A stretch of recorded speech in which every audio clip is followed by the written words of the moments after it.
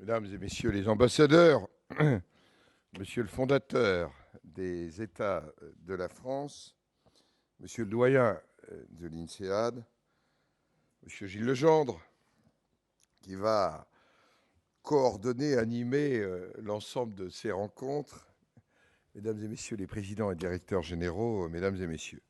Tout d'abord, bienvenue ici au Sénat, heureux d'accueillir la 5e édition des États de la France. Ce rendez-vous annuel est l'occasion pour les forces vives que vous représentez d'analyser de façon pragmatique notre pays dans tous ses états et d'évaluer les perspectives d'évolution au plan politique, économique, social. C'est donc au nom du pragmatisme, de l'approche concrète que vous portez et que le Sénat partage pleinement que je vous remercie d'avance des débats féconds que vous allez animer tout au long de cette journée. Vous l'avez dit, 2 années nous séparent du pic de la crise, modèle viral numéro 1 pour le vétérinaire que je suis avant mutation, de la crise la plus importante qu'aient connue les pays occidentaux depuis, à tout le moins, la Seconde Guerre mondiale. Économique, sociale, morale, cette crise a ébranlé nos certitudes, révélé des failles de système que l'on avait cru pérennes, à tout le moins assez stables. Elle nous a rappelé que la stabilité est d'abord une question d'équilibre. Équilibre entre expansion économique et protection des plus faibles, entre autonomie du marché et responsabilité des États, entre la liberté d'innover et l'exigence de sécurité. Ces équilibres ont été menacés par une économie que l'on peut qualifier de funambule, un effritement des liens sociaux, la perte de repères essentiels au bien-être de nos concitoyens, au fond par la perte progressive d'un certain nombre de valeurs communes. Face à la crise, le sursaut a été salutaire pour certains, insuffisant pour d'autres, et, disons-le tout net, souvent source de désarroi. Je le vois maintenant. Il se trouve que depuis quelques mois, je suis le destinataire de chaque mois de centaines et de centaines de courriers de Françaises et de Français lambda, et non pas institutionnels. Si vous voyez les près de 1000 courriers comme ça que je reçois chaque mois, et si vous analysiez, vous sentiriez le désarroi, les interrogations et les décertitudes totales. La France me semble avoir réagi à temps pour rendre l'engrenage de la débâcle, prendre un certain nombre de décisions responsables et déterminées qui s'imposaient. Ça n'était pas que la France, c'était la France et un certain nombre de pays de l'Union européenne, sans pour autant arrêter l'agenda de réforme que nous nous étions fixés, en y ajoutant même celle des retraites qui n'était pas prévue. Et j'ai quand même un souvenir très précis du débat sur les retraites ici, puisqu'au fond, c'est ici que les choses se sont dénouées après 140 heures de débat, mais aussi un certain nombre de débats externes, de débats politiques et de débats au sommet de l'État. Cependant, les difficultés que traversent actuellement un certain nombre de nos voisins européens, les interrogations que nous avons quasiment chaque week-end, et ponctuées par les rencontres franco-allemandes qui pourraient être autant de témoins allumés de ces interrogations.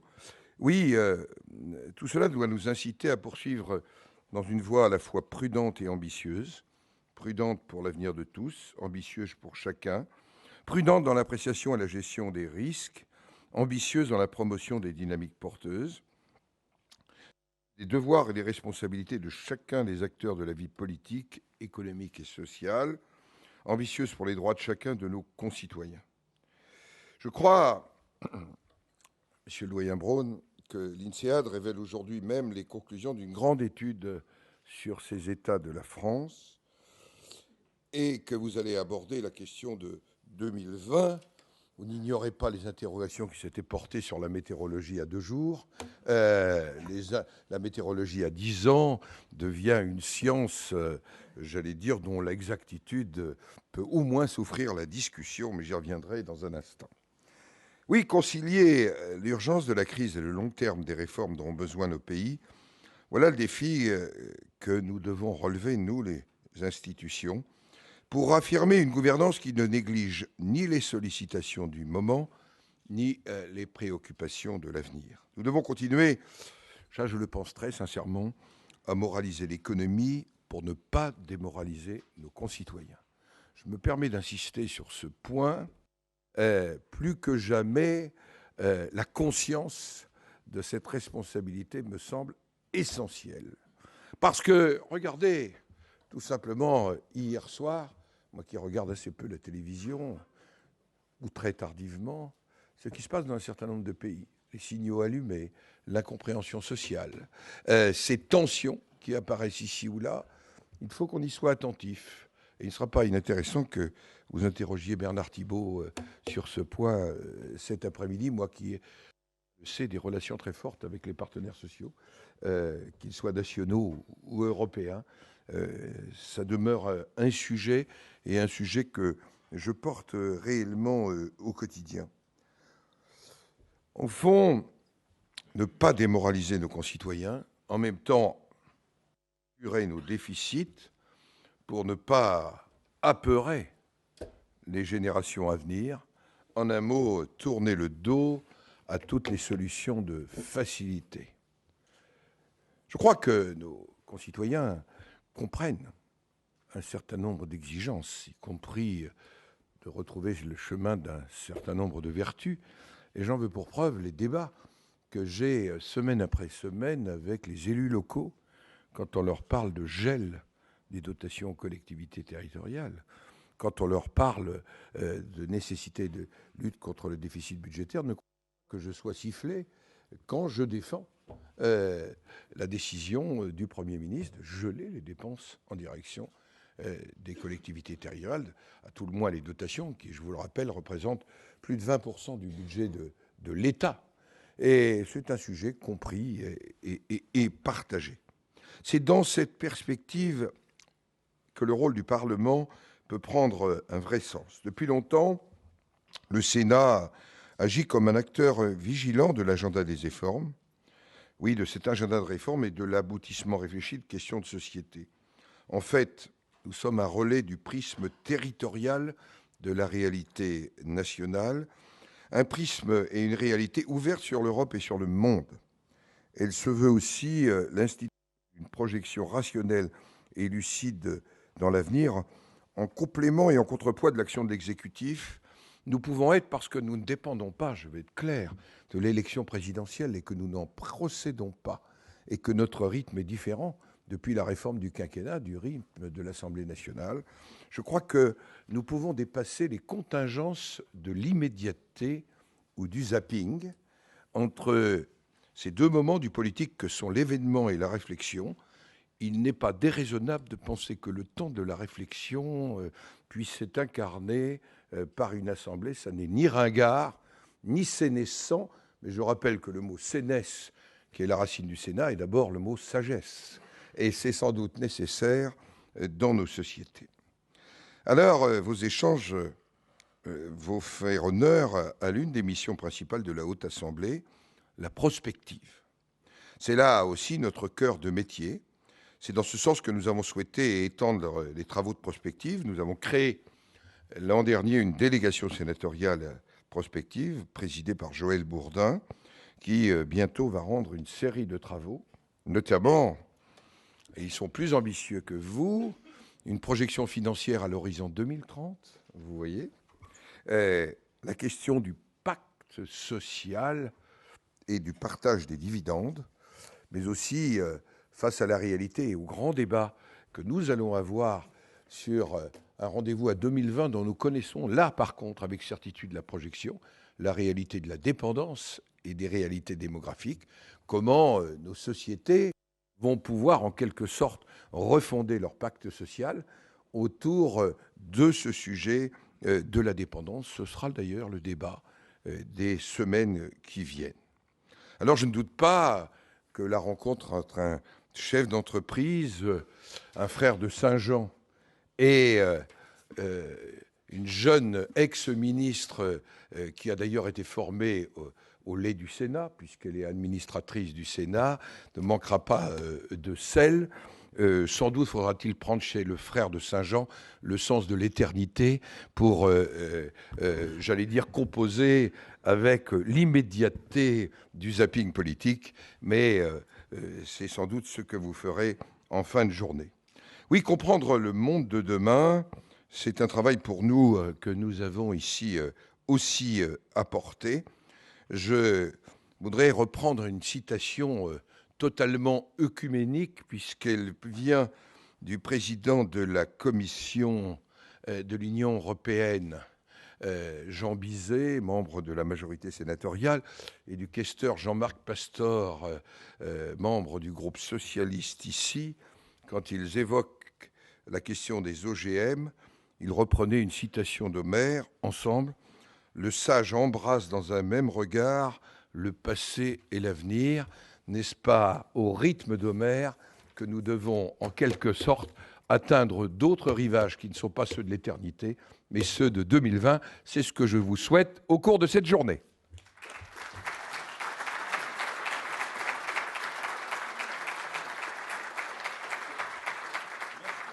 Merci beaucoup, Monsieur le Président. J'appelle maintenant Franck Braun à rejoindre la tribune, doyen de l'INSEAD, notre partenaire maintenant depuis 2 ans sur les États de la France. Cette année, Franck a eu la gentillesse de s'exprimer devant nous en français, et donc je l'en remercie doublement. Merci, Gilles. Monsieur le Président du Sénat, Vos Excellences, Monsieur le Ministre, Mesdames, Messieurs, c'est avec grand plaisir que je m'adresse à vous à l'occasion de la 5e édition des États de la France. Et j'aimerais exprimer au nom de l'INSEAD ma gratitude aussi à Denis Zervadaki pour nous vous avoir permis de mettre en avant notre capital intellectuel et de recherche. L'an dernier, l'INSEAD célébrait son 50e anniversaire. Cette année, nous venons de fêter les 10 ans de notre campus Asie à Singapour. Comme vous le savez, tous les regards sont tournés vers l'Asie ces derniers temps. La crise financière a causé des dégâts dans les pays industrialisés, alors que les marchés émergents, notamment d'Asie, ont été les moteurs de la croissance. Dans ces conditions, il est facile de se détourner de l'Europe ou des États-Unis pour l'Orient et d'y placer là tous nos fonds et nos efforts. Mais la sagesse et l'histoire veulent que si nous délaissions nos racines européennes, c'est un fait notre avenir que nous mettrions en péril. Les racines de l'INSEAD se trouvent en France. L'INSEAD existe grâce à la vision des Français qui ont perçu l'avenir d'une Europe unifiée après la Deuxième Guerre mondiale et d'hommes comme Georges Doriot, Olivier Giscard d'Estaing et Claude Janssen. Les premières salles de classe de l'INSEAD se trouvaient au cœur même du château de Fontainebleau.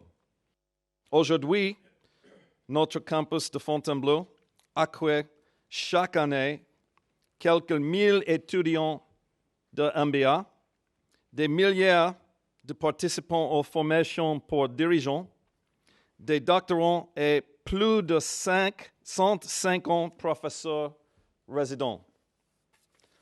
En complément de notre campus de Singapour, notre tout dernier campus de Abu Dhabi vient de lancer ses programmes de MBA pour dirigeants. L'INSEAD est devenu the business school for the world avec des racines européennes.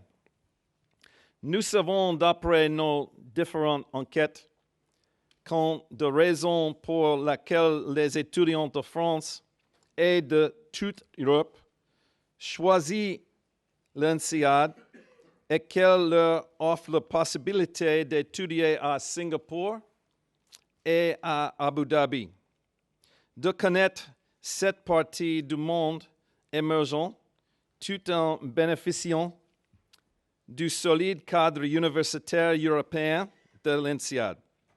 Ce savoir obtenu dans ces contrées lointaines revient bien entendu en Europe. Ceci est également vrai pour des étudiants originaires de Chine et d'Inde qui choisissent l'INSEAD pour l'expérience européenne et la formation internationale.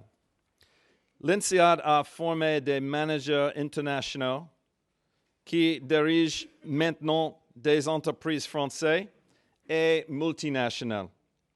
Elle a créé des programmes de formation pour les dirigeants de nos 5 partenaires des États de la France, Accenture, Barclays, Cisco, GE et Siemens, qui en suivent recrutent des futurs dirigeants sur notre campus de Fontainebleau. C'est un cercle vertueux qui cesse de grandir. Inutile pour moi de vous expliquer que la culture européenne, sur le plan artistique, politique et technologique, est à la base de la prospérité et de progrès en matière d'égalité et de liberté dont bénéficie le monde aujourd'hui. En tant que l'un des blocs fondateurs de l'Union européenne, l'une de ses plus grandes économies est forte d'un passé politique unifié remontant à plus d'un millénaire. La France assume un rôle prépondérant en Europe et dans le monde. C'est pourquoi l'INSEAD considère la France comme une base idéale pour la création d'une présence et d'une stratégie mondiale. On ne peut croître et évoluer sans avoir d'abord une idée bien claire du présent, et pour aller quelque part, il faut d'abord savoir où l'on est. On prend le pouls de l'Hexagone. Les États de la France mesurent le progrès d'un pays en évaluant son état présent, tracent la voie de son avenir. Par l'étude réalisée par l'INSEAD pour les États de la France, par Ludo van der Heyden, professeur à l'INSEAD, et en étroite collaboration avec Neil Fonstead, directeur associé de ILAB, et son directeur Bruno Lanvin, INSEAD peut y contribuer. Je serai transparent. Les signaux ne sont pas très positifs. Ils montrent que l'Europe doit intensifier ses efforts pour rester à la hauteur des marchés émergents en termes d'adaptabilité et de formation. Personne ne sera surpris de savoir que le marché émergent gagne rapidement du terrain sur le monde industrialisé. Et ce qui prime, c'est que le rapport précise clairement les secteurs dans lesquels l'Europe, la France, doit concentrer ses efforts pour continuer à assumer son rôle de leader mondial en 2020 et pour les prochaines années. Il est important de prendre conscience que les pays européens se trouvent encore au sommet de la liste de compétences. Le Danemark, la Suède, la Belgique, la Suisse, etc. Si les têtes de liste sont ici en Europe, les solutions aux défis du futur devront également s'y trouver. la France, avec ses racines dans la fondation même de l'Europe, peut et doit prendre la tête. Comme vous devez le savoir, ces États de la France seront mes derniers en ma qualité de doyen de l'INSEAD. Mais je vous laisserai dans les très bonnes mains de mon successeur, Deepak Jain. Je quitterai la France avec des très bons souvenirs. Vous avez noté que l'année passée, je m'étais adressé à vous en anglais et que je l'ai fait aujourd'hui dans la langue de votre pays. C'était ma façon de vous dire, comme beaucoup de personnes sondées dans l'étude d'INSEAD, que j'estime et aime la France. Je vous souhaite une conférence haute en débat de qualité et en solutions innovantes pour la France de demain. Merci.